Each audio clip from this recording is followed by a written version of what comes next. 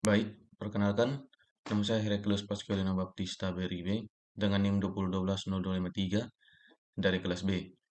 Pada kesempatan kali ini, saya akan menjelaskan tugas 4 dari program mata kuliah Sistem Pengambilan Keputusan.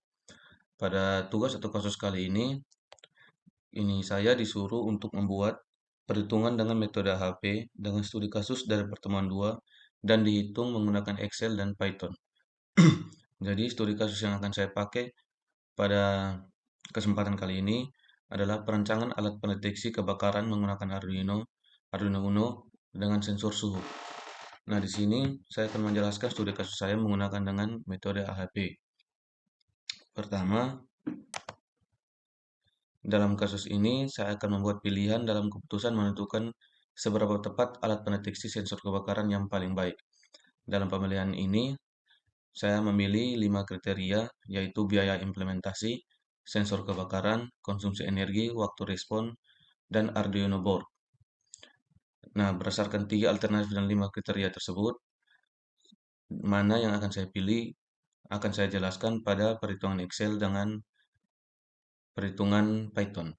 Jadi kita langsung berlanjut saja ke perhitungan Excel.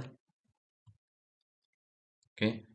Jadi di sini berdasarkan dengan kriteria dan alternatif yang sudah ada, maka di sini ada biaya implementasi, sensor kebakaran, konsumsi energi, waktu respon, dan Arduino board. Nah, di sini nilai-nilai yang sudah tercantum sudah saya buat dengan sendiri. Nah, di sini ada 5.600 biaya implementasinya, sensor kebakaran, konsumsi energi 35, waktu respon 10 detik, Arduino board 1. Oke. Dan di bawah ini adalah angka-angka yang akan kita hitung untuk menunjukkan seberapa tepat sensor kebakaran tersebut. Oke, dari perhitungan-perhitungan ini saya jumlahkan dari perhitungan yang ini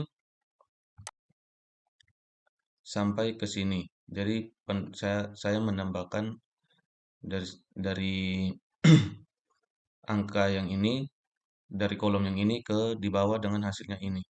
Begitu pula dengan ini dengan ini. Nah, setelah mendapatkan jumlahnya, di sini saya akan menormalisasikan semua ini. Jadi di sini perhitungannya itu rumusnya adalah B B10 atau kolom pada B10 yaitu 1 ini dibagi dengan B mutlak 16. Nah, di sini saya memakai mutlak supaya angkanya tidak terganti. Nah, setelah membuat perhitungan ini B10 bagi B16, kita juga akan membuat hal yang sama pada kolom B19. Nah, perhitungannya itu sesuai dengan kolom yang di atas. Jadi perhitungan normalisasi yang ini dibaginya dengan pada tabel yang ada di atas ini. Begitu pula dengan angka-angka atau hasil normalisasi yang ada di sebelah. Nah, pada angka yang ini, di sini kita menjumlahkan dari biaya implementasi dari hasil normalisasi kita menjumlahkannya dan hasilnya akan munculnya ini dengan rumusnya sum B18 F18. Nah, begitu pula dengan angka-angka atau hasil-hasil penjumlahan yang ada di bawah.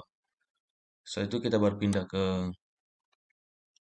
hasil hasil penjumlahan yang di sebelah.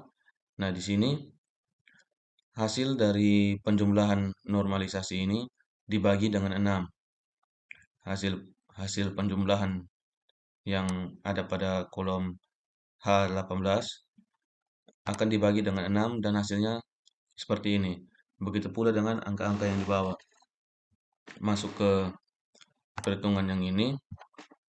Perhitungan yang ini lumayan rumit karena di sini kita akan mengkalikan antara tabel yang ini atau lebih khususnya yaitu kolom B10 dengan kolom B18 mengkalikan Setelah kita mengkalikan yang ini, kita menambahkan dengan kolom yang ada pada sebelah ya, atau C10 dengan I19. Begitu juga dengan yang lainnya. Dan setelah kita mengkalikan dan menjumlahkan, hasilnya akan menjadi seperti ini. Begitu pula dengan yang di bawah. Yang di bawah juga tinggal kita kalikan antara ini dengan antara kolom B11 dengan B19 dan kita tambahkan dengan kolom yang ini dengan kolom yang ini sampai selesai dan hasilnya akan seperti ini. Oke, setelah itu setelah perhitungannya selesai, kita akan lanjut ke perhitungan yang ada di bawah ini dan hasilnya dan memakai rumus seperti ini. Nah, rumus yang ini kita akan membagikan kolom antara kolom K dengan kolom I atau hasil perkalian dan penjumlahan kita akan membaginya dengan hasil dari hasil penjumlahan normalisasi dibagi dengan 6 atau hasilnya ada di kolom I ini. Nah, kita mengkalikan satu per satu dan dibagi dengan 5. Kenapa 5? Karena kriteria yang kita pakai itu ada 5. Dan hasilnya seperti ini. Lanjut ke CL. CL ini kita memakai rumus C25 C25 dikurang 5 dibagi 6 kurang 1. Oke, di sini ada 6, kita akan menghentikannya dengan 5. Dan hasilnya 5 5,2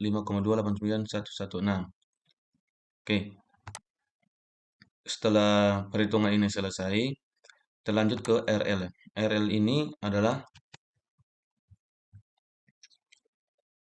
rasio indeks. Nah, di sini karena kriteria saya itu adalah 5, maka RL yang saya pakai di sini adalah 1,12.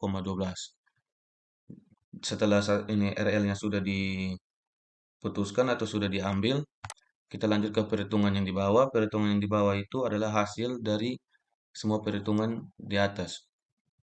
Nah, perhitungan yang di bawah ini adalah J27 dibagi J26. Nah, J27 di sini adalah RL dibagi dengan CL dan hasilnya adalah 0,2. 0,211756. Oke, perhitungan Excel-nya selesai, kita lanjut ke perhitungan Python. Nah, di sini perhitungan Python-nya saya menggunakan import pandas SPD. Di sini datanya sesuai dengan data yang ada pada Excel atau data yang sudah saya buat. Nah, di sini kolomnya adalah B implementasi sensor kebakaran konsumsi energi waktu respon Arduino board. Nah, kolom yang ini adalah kriteria yang ada dan sama pada perhitungan Excel tadi. Setelah itu, di sini kriterianya itu sensor dengan konsumsi energi rendah dan waktu respon cepat mendapatkan peringkat tinggi. Dengan ini programnya atau skripnya adalah rank, df rank sama dengan df konsumsi energi, df waktu respon. Setelah itu print ini adalah menampilkan data frame dengan peringkat. Jadi perhitungan yang di atas itu akan dirumuskan dan dihitung dan hasilnya akan dibuat menggunakan ini. Setelah itu lanjutkan menemukan sensor suhu terbaik. Nah, sensor suhu terbaik ini adalah setelah perhitungan dari atas sampai ke sini sudah selesai, di bawah ini adalah di bawah adalah hasil dari apa yang sudah dihitung dari atas. Nah, di sini kita akan ini running.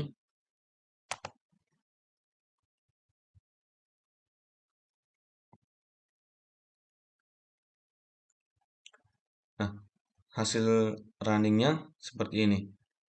Jadi di sini dia langsung menentukan seberapa tepat sensor sensor kebakaran tersebut. Di sini dia sudah mengurutkannya dari yang paling paling tepat, yaitu urutan 0 dengan hasil biaya implementasinya 100.000, sensor kebakarannya 0,5, konsumsi energinya 6, waktu responnya 7, Arduino, Arduino boardnya 1, dengan rank 0,857143.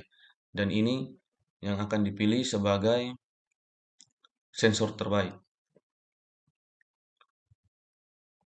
Mungkin itu saja penjelasan dari saya mengenai tugas 4. Sekian dan terima kasih.